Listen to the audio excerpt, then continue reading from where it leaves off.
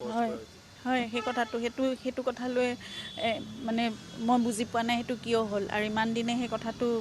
মানে ৰখুৱাই হৈছিল আৰু সিদ্ধাৰ্থৰ ফ্লেটটো যিটো সেইটোৰ ক্ষেত্ৰতো সেইখিনি মানে ৰখা হৈছিল সেইটো কিন্তু এতিয়া মহাবীৰ একুৱাই কিয় সেইটো পাৰ্মিশ্যন পালে হাইকোৰ্টৰ পৰা সেই কথাটো আমাৰ কাৰণেও এটা বৰ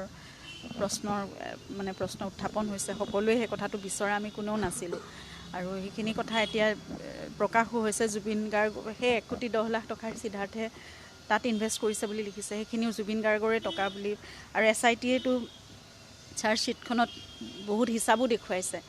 যে কেনেধৰণে টকা আত্মসাৎ কৰিছে জুবিনৰ গতিকে ইমানবোৰৰ পিছতো সেইখিনি সঠিক বিচাৰ আচলতে হ'ব লাগে যদি জুবিনৰ টকাৰে সেইখিনি ইমানখিনি কৰিছে কাৰণ সিদ্ধাৰ্থৰ ইমানখিনি সামৰ্থ্য আছে বুলি আমি কেতিয়াও নাভাবোঁ আৰু এই কথাবোৰ আমি কোনো যেনেকৈ জনাই নাছিলোঁ যে সিদ্ধাৰ্থই এনেকৈ ইনভেষ্ট কৰিছে নিজৰ বিজনেছ প্ৰতিষ্ঠা কৰিছে গতিকে এইবোৰ নজনাকৈ হোৱা কথা এই কথাবোৰ উচিত তদন্ত হৈ আচলতে বস্তুটো এনেকৈ পাৰ্মিশ্যন এটা পাব বুলি আমি কেতিয়াও ভবা নাছিলোঁ